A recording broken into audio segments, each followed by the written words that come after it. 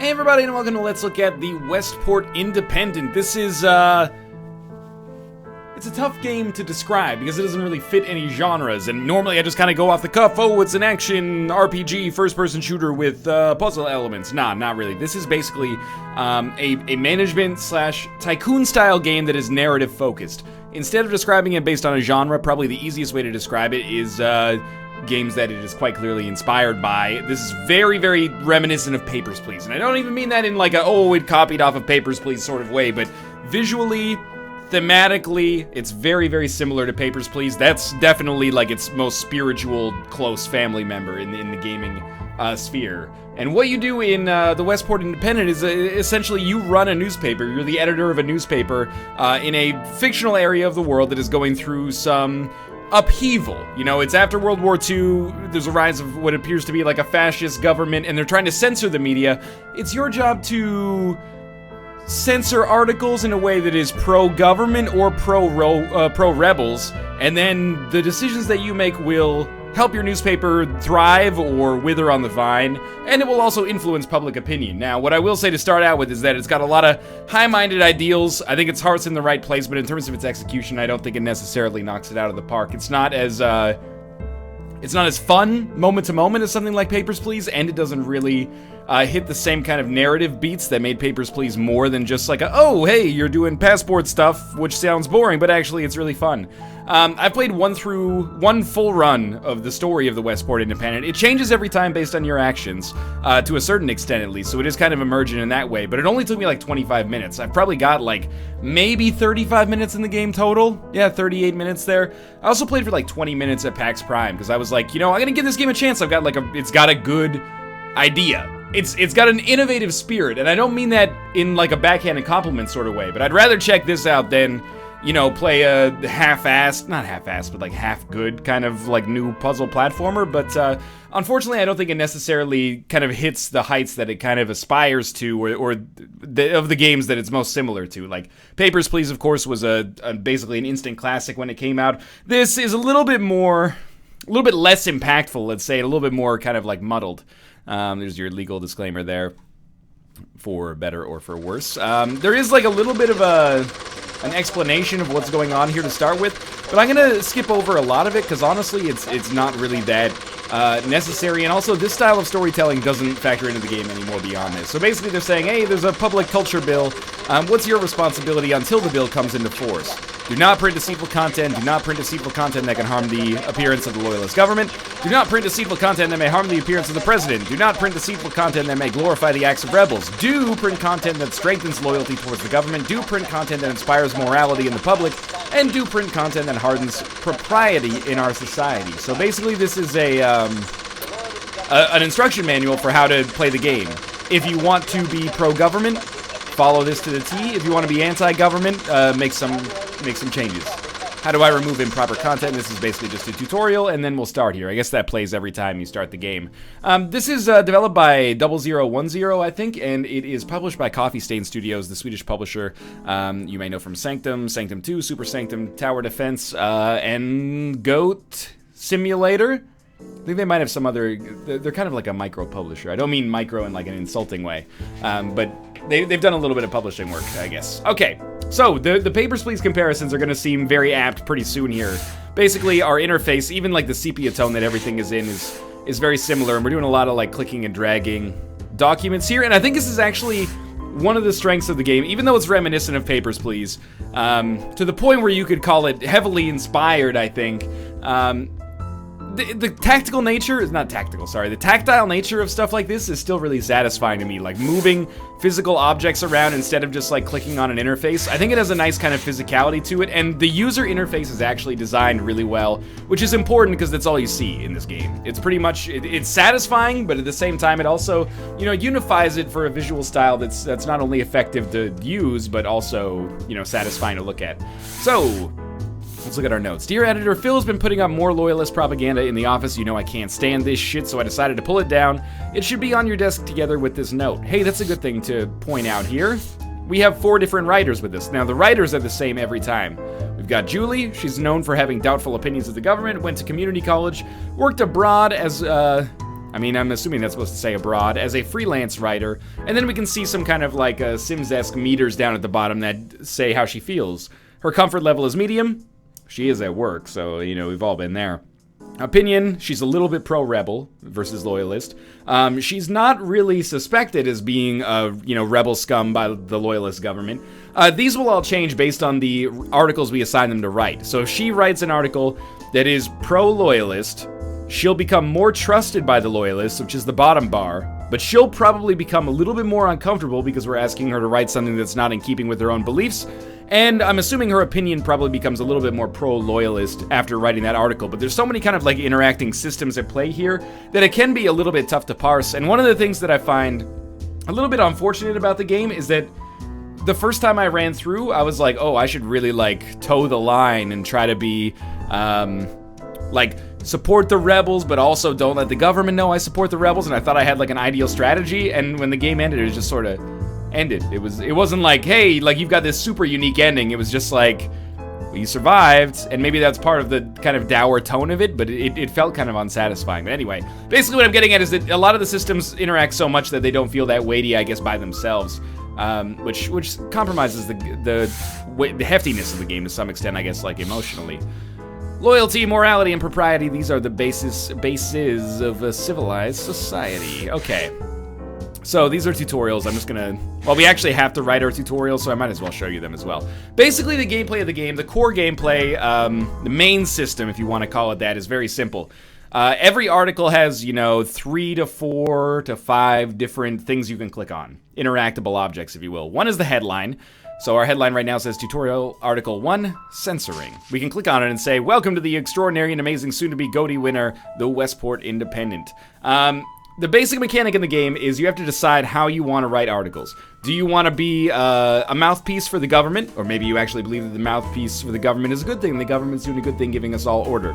Then you're going to write pro-government articles and censor, by clicking on it, lines that are anti-government or pro-rebellion. Or do you want to stir the pot a little bit, or toe the line, you do like in the middle, but if you want to stir the pot and be pro-rebellion and see what kind of story beats that's going to give you, you would censor pro-government stuff and change the headline to be like, you know, instead of like police apprehend robber, it would be like, oh, scumbag police department violates Miranda rights of blah, blah, blah. So anyway, after you write an article, which you basically just write the article by choosing what not to censor and then picking the headline, you just give it to somebody. I'm going to give this to somebody whose comfort level is bad. No, everybody's like the same. Okay, so who's not suspected at all? We'll give it to you. Actually, we should give it to someone who is suspected but doesn't have rebel leanings, which actually doesn't make sense now that I think about it. Because let's do some fun stuff. Let's get pro-rebel. I think that'll make things more enjoyable here. To this part about your employees, I already talked about it. Basically, doesn't matter. So pro-loyalist, you're gonna write that. All right. So here's our other 2 articles here for this week. So we just grab them from our dossier, put them on our desk. The public culture bill has passed. The public culture bill that the government presented last year has today been passed. The purpose of the new bill is to stop the creation and distribution of incorrect and improper content. It will force independent media outlets to either shut down or join the government-funded union called the Loyalist News and Media Association. All right, I'm also going to lower the music a little bit here. I turned it like completely off there for a second. I'm going to lower a little bit. I can't hear myself think here. Yeah, it's still playing there in the background, just very lightly. I apologize if you were loving it. The music is nice, it sets an ambiance, but, you know, I won't be buying the soundtrack, let's put it that way. So, let's be anti-government. Instead of the public culture bill has passed, we can say new bill has been passed, forces independent media outlets to shut down. One of the things I accept it as an inevitability of the design of the game, but it's kind of like a little bit not that enjoyable, is that there's very few shades of gray in the game. You can't write a very balanced article, an article that's like 50% loyalist side, 50% government side, that easily. It comes across a little bit unnaturally, in my opinion. Instead, it's either, you know, pro-government, or at least just telling it like it is, like regurgitating the press release, or you write an article like, new bill has been passed, forces independent media outlets to shut down, which is like a little bit over the top. But I guess it's not a simulator where you're writing like a fair newspaper. I guess it's meant to be, that you have to sort of pick a side, but at the same time it comes across a little heavy-handed. So let's make this as pro-rebel as possible. The public culture bill that the government has presented last year has today been passed. Sure, that seems right. The purpose of the new bill is to stop the creation and distribution of improper content. We'll cut that out, because I don't want that to come across as pro-government. And then definitely we'll leave in, it will force independent media outlets to either shut down or join the new government-funded union called the Loyalist News and Media Association. Another complaint I have is, like, it requires you to abstract in your head and be like, okay, so these are just the beats of the story. This is not the full article. And I think that's actually kind of a leap that it's not necessarily germane to ask the players to make, because, like, what if I just cross out, like, these two right, or what if I cross out these two right here? This article now makes no sense. New bill has been passed, forces independent media outlets to shut down. The purpose of the new bill is to stop the creation and distribution of incorrect and improper content. This isn't, like, a great example of it not making any sense, but, like, it doesn't have a beginning, a conclusion, or an end. So, like, it's kind of like a little bit, like, you're taking an axe to the article to make it work, I guess. But, there you go. We'll give this to one of our pro-rebel writers. Why not you? And that should make her more comfortable. Loyalist government pursues harsher actions against suspected rebels. A new reform is passed that will hasten the arrest of rebel supporters. The reform consists of exceptions in various privacy laws allowing the police to expedite search warrants. Most of these exceptions apply to ex-criminals with relations to the rebels. However, some exceptions also apply to civilians who have expressed disloyal opinions against the government. This is a little bit more of a good example for me to explain my point, I think. For example, this however here, maybe I'm getting a little bit too anal about the English of it, but this however here only makes sense if it follows from something from one of the earlier sentences. A new reform is passed that will hasten the arrest of rebel supporters. However, some exceptions also apply to civilians who have expressed disloyal opinions against the government. If we wrote the article like that, it doesn't make any sense. Which, as a player, I kind of find myself being like, is this a wrong output? Like, I'm assuming if we gave this to a writer, they would still write it, it would still have an impact on the paper's sales and the way that it affects public attitudes, but it sort of just doesn't make sense to me, which it just makes, again, all the interlocking systems a little tougher to really figure out how they work with one another, I guess, and what way I should actually do things. Like, oftentimes I find myself writing an article that is, like, pro-rebels, in my opinion, and then I give it to a writer who is pro-rebel, and then he goes, please don't make me write this, like, it's not in line with my attitudes. And I'm like, huh? And then I give it to someone who's pro-loyalist, and they are like, yeah, I'll write this, no problem. I don't know, man. It gets a little wonky sometimes in my experience. Anyway, loyalist government attacks the privacy of civilians. I mean, there's clearly, like, a right or a wrong answer for this headline. Yes, exceptions to various privacy laws. Let's cut out this thing about it applying to ex-criminals, because that won't plead our case well, and then we'll send to print, and I'll explain the other systems that go on the game, because it is really an ambitious game, and I mean that in a positive way. You've got the newspaper mini-game going on there. You also have a story that happens for each of your writers here, and the story changes. Maybe, like, the cutscenes might not change, but the places your writers end up change as time goes on, and depending on the articles you have them write.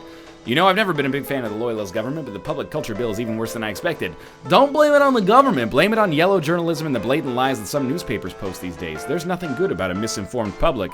Well, yeah, sure, but you do realize how much power the government will have over the media with this. I agree with Frank on this one. I can't see how the public culture bill would be beneficial for anyone but the government.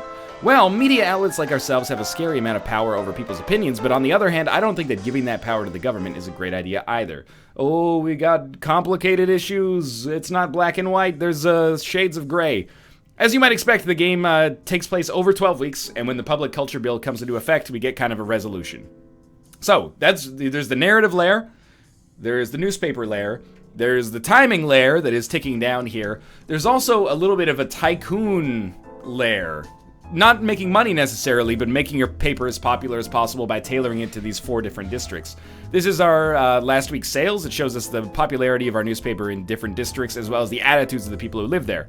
Northern suburbs, very implied financially well-off, pro-government area. Western districts, a little bit 50-50. You know, you're starting to get an eclectic mix of people and a little bit more rebel sympathy. Eastern factories, you know, working class, starting to get a little bit more pro-rebellion, but still on the government side. And then the southern docks, you know, primary industry, salt of the earth, prone to unrest and close to the threshold of 50-50, but definitely trending more towards the rebels. Anyway, that's what I just explained right here.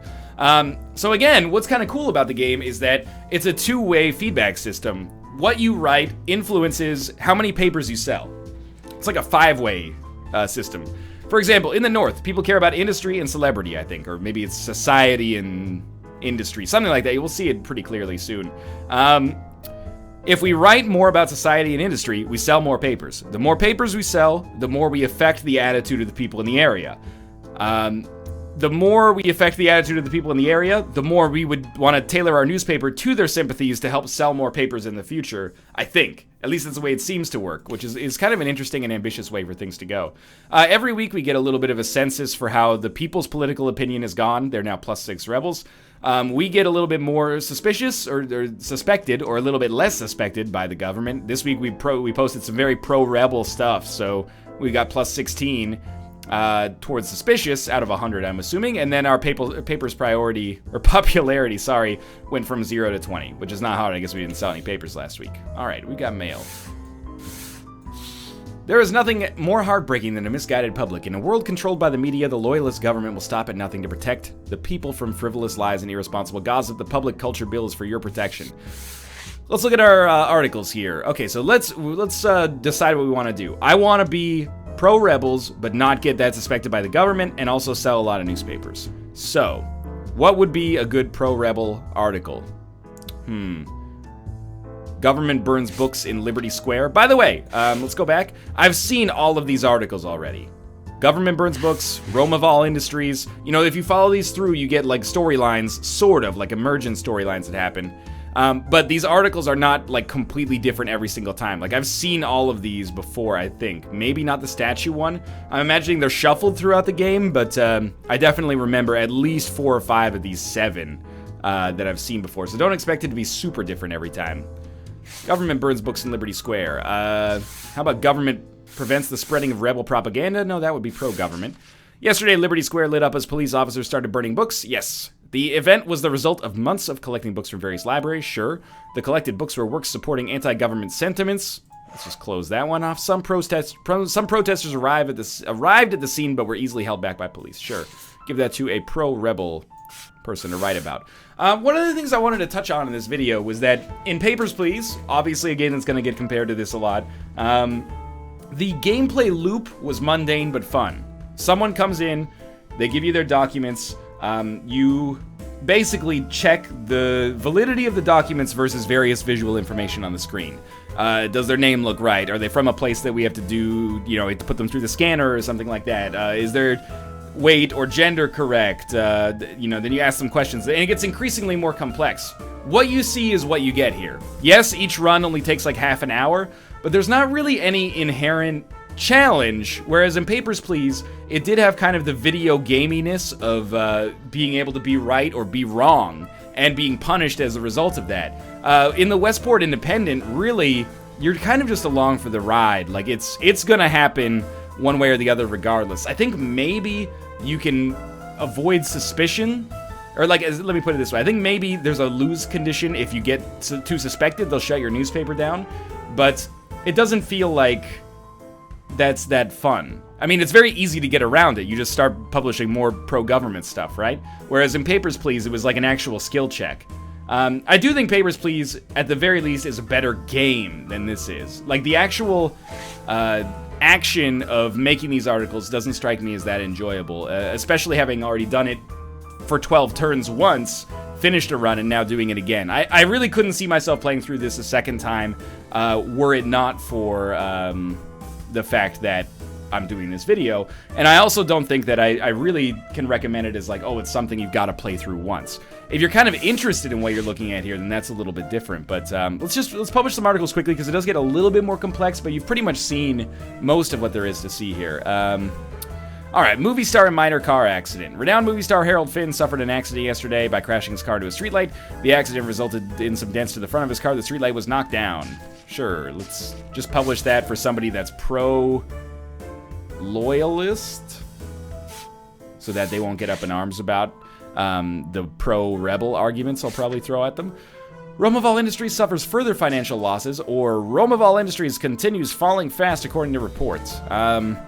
See, I mean, not all of these articles are related to the government. You know, some of them are related just to industry, and we're basically going to include those to avoid suspicion, but also continue to sell our paper and make our paper more popular.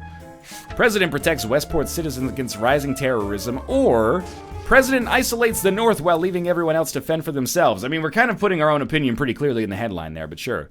In last night's press conference, the president discussed the safety of Westport's inhabitants. During the conference, he discussed how rebel activities cause harm to the public.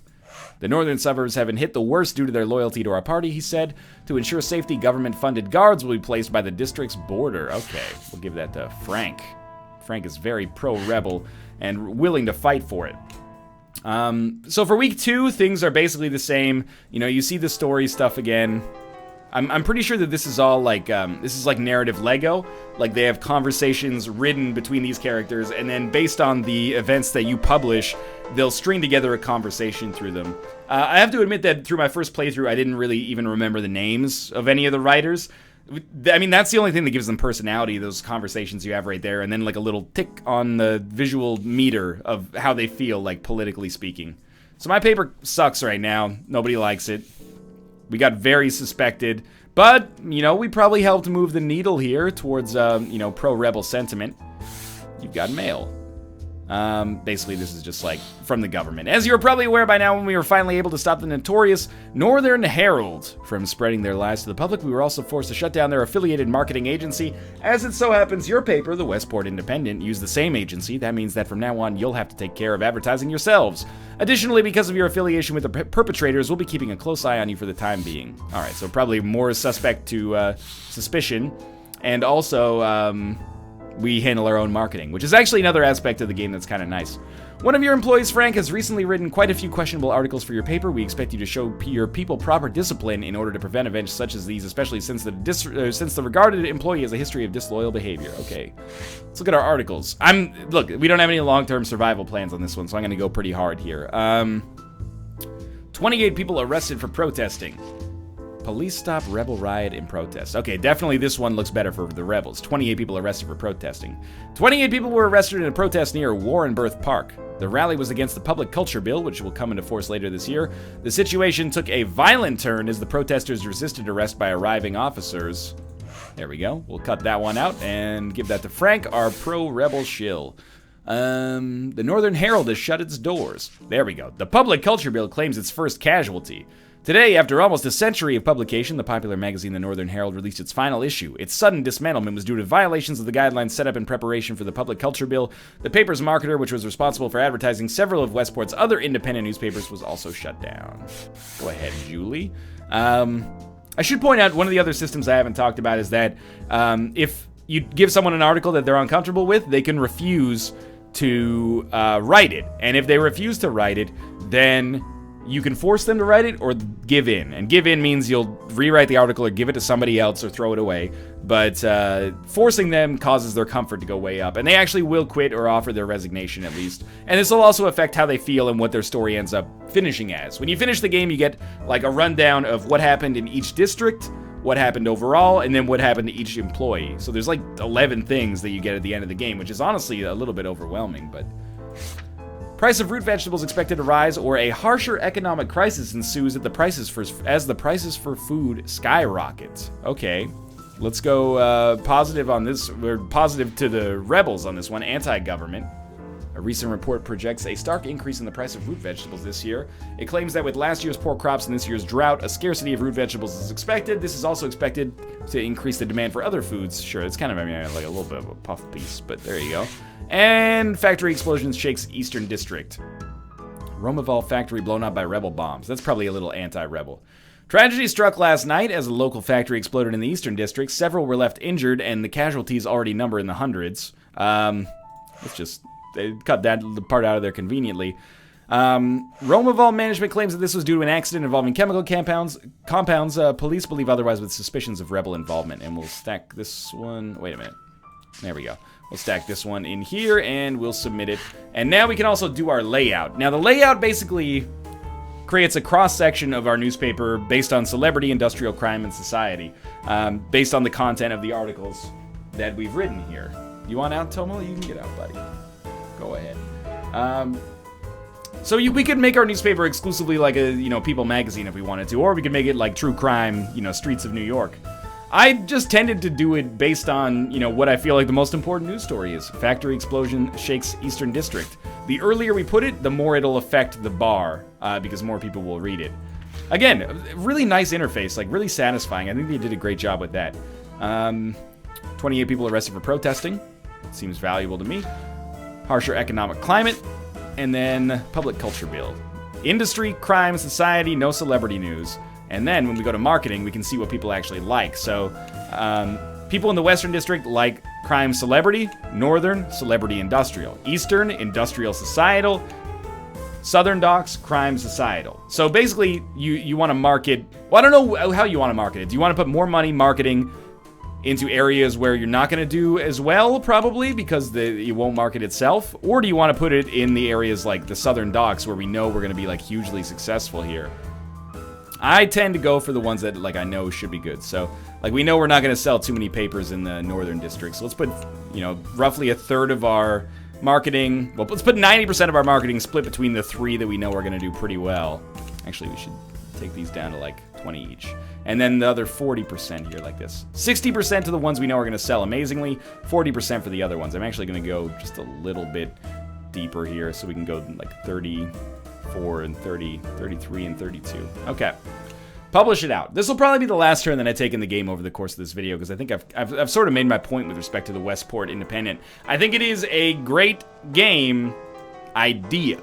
It's not quite executed that well. It's ambitious, and it's got noble kind of aims, but I don't think it really comes across in the execution. Censoring the newspapers is a little too black and white, heavy-handed, and not really that fun on like a moment-to-moment basis. The Tycoon stuff isn't really in here, and like I'm not surprised. Like, it doesn't feel like it should be a Tycoon game, but it just feels like another thing that you don't really have to worry about, I guess is what I'm trying to say. The coolest part about it is the way that you kind of have that tactile user interface, and also that the story changes and what actually happens throughout the story changes based on your actions. So that does kind of tell its own story every time, but the story is honestly not that engaging, and the campaign is so short that it sort of feels like it's got almost the worst of both worlds, in that the campaign is short, and even by the end of it, I was like, I'm kind of over it. And there's no reason to replay it, I think. Like, you can pretty much draw your own logical conclusions about what's going to happen. You know, the Northern District is the most pro-government area. The Southern docks are very pro-rebels. You know, I mean, I guess it's a little bit unfair for me to say it should be the same thing every time. But at least when I finished my story the first time, I was like, okay, I get it. That's like a logical conclusion. It wasn't like there were any bombshells that I influenced one way or the other. And, you know, a lot of the story is told kind of independently through this stuff, or emergently here. So this is the Westport Independent. It's pretty cheap. It's $10 US.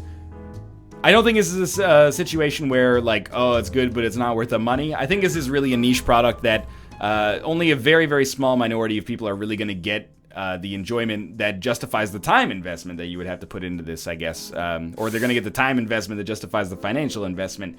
There's a lot to like in theory here. I think in execution it kind of falls apart, and it's one of those games you feel a little bit unfortunate about that, because you can tell there's lots of good ideas in here, but at least for me it didn't quite live up to the I guess to the back of the box, you know, feature list. I think it's got a lot of cool ideas. Narratively, it's interesting, and from a gameplay perspective, it's certainly a novel style, but it's unfortunately just not that engaging. So I do find it a little bit hard to recommend, but definitely like an interesting game with a novel concept for sure. But if you do want to pick it up for yourself or investigate the Steam store page further, you can go to the link in the video description below. I picked this up myself. This is not a review copy, so if I remember correctly, it was $10 US, $11 Canadian. If you enjoyed the video, click the like button. It helps out a great deal. And of course, subscribe if you want to see more in the future. But for now, thanks for watching, and I will see you next time.